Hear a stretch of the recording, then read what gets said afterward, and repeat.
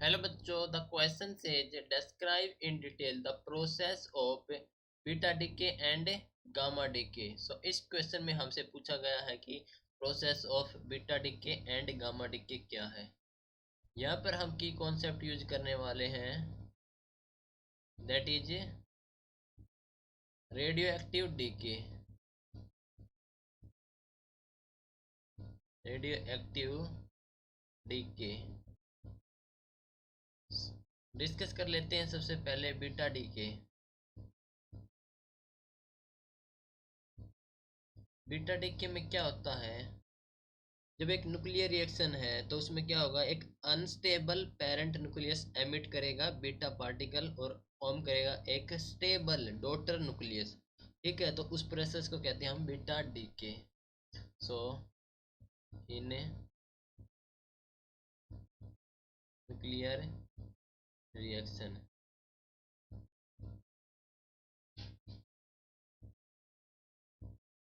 N unstable parent nucleus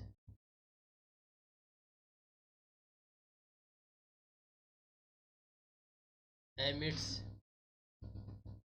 ए beta particle को emits करेगा।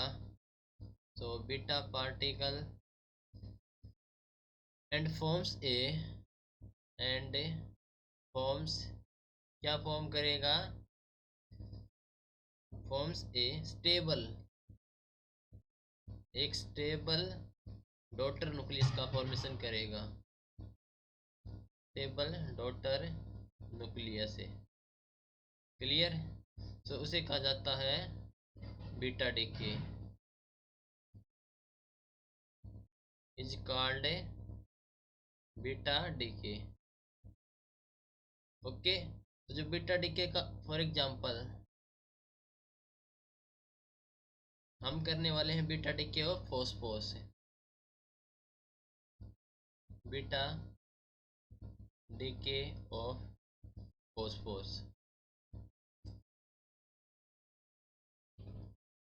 For example beta decay करना है फॉस्फोरस का, तो प्रोसेस क्या होगा। फॉर एग्जांपल हमारे पास है phosphorus 1532 which is given as sulphur 1632 plus में E-1 0, that is beta decay. Clear. तो यहाँ पर क्या होगा, बीटा डीके में तो mass number of daughter nucleus में तो चेंज नहीं होगा, लेकिन जो एटॉमिक नंबर इंक्रीज हो जाएगा बाई 1। ठीक है, सो यहाँ पर atomic number increase by 1। Clear. Now gamma decay का प्रोसेस में क्या होगा, here gamma decay. Gamma decay में क्या होगा, जो गामा डीके में ओनली जो एनर्जी लेवल है इसका न्यूक्लियस का चेंज होगा, और जो एटॉमिक नंबर है और मास नंबर हो रेडियो एक्टिव न्यूक्लियस का रहेगा सेम है। So in gamma DK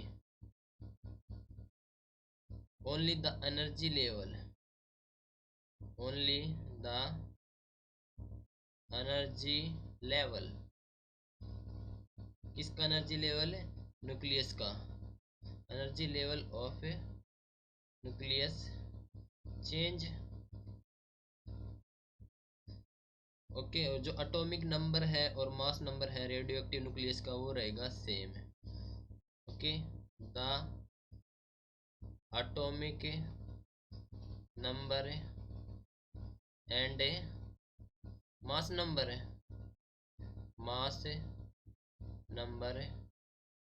of radio active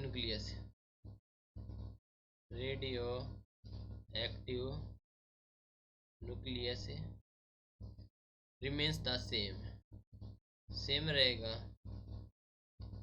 same. Okay, था ये था हमारा बीटा डीके का process. Hope you understood it well. Best of luck, thank you.